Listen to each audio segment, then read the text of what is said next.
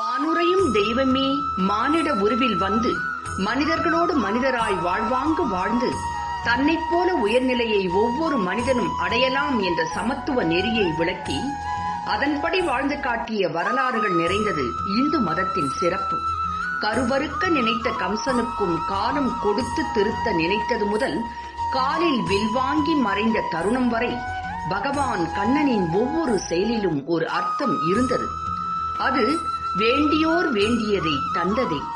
இறைவனாகவே இருந்தாலும் இடையனாய் இருந்து மாடு மேய்த்து தோழர்களோடு விளையாடி குதூகலித்து எந்த சாம்ராஜ்யத்திற்கும் சிம்மாசனம் ஏற்காமல் சாதாரண மக்கள் சேவகனாய் பக்தர்களின் பாதுகாவலனாய் வாழ்ந்தவன் கண்ணன்.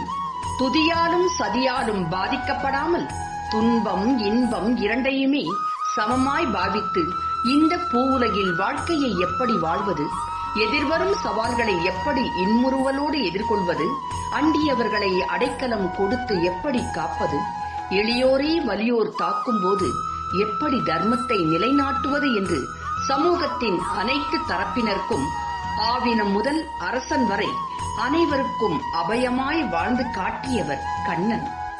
தான் இறைவன் என்ற மமதையால் எந்நாளும் யாரின் வாழ்விலும் குறுக்கிடாமல் தன்னிடம் கேட்டவர்க்கும் தன்னை சரண் அடைந்தவர்களுக்கும் ஒரு மாபெரும் வழிகாட்டியாய் தவறு செய்யும் போது சுட்டிக்காட்டி திருந்தி வாழ வைக்கும் குருவாய், நண்பர்களுக்கு நண்பனாய், பக்தர்களுக்கு கடவுளாய், தன்மேல் பிரேமை கொண்டவர்களுக்கு அன்புருவாய் ஒவ்வொரு மனித மனங்களின் சிந்தனை பொறுத்து செயல்புரிந்தவன் கண்ணன்.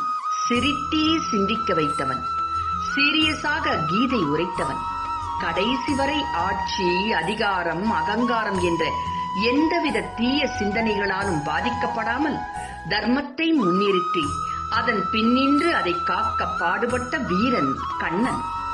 மக்களின் பிரதான சேவகனாய் கண்ணன் வாழ்ந்தான் என்று சொன்னால் அது மிகையாகாது.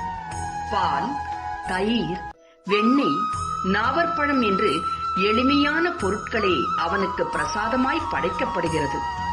மறுபடி ஜனனம், மறுபடி மரணம், மறுபடி தாயின் வயிறே சரணம் என்ற சக்கர சூழலில் இருந்து விடுபட அவனது கீதையை மனதில் கொண்டு பற்றற்று மாபெரும் கர்ம யோகிகளாய் நாம் அனைவரும் வாழ்வோம் என்று இந்த யாதவ குல திலகனாம் கிருஷ்ணனின் ஜெயந்தியில் சபதம் ஏற்போம். உலகெங்கிலும் உள்ள கிருஷ்ண பக்தர்கள் அனைவருக்கும் தமிழர்களுக்கும் இனிய கிருஷ்ண ஜெயந்தி நல்வாழ்த்துகள்.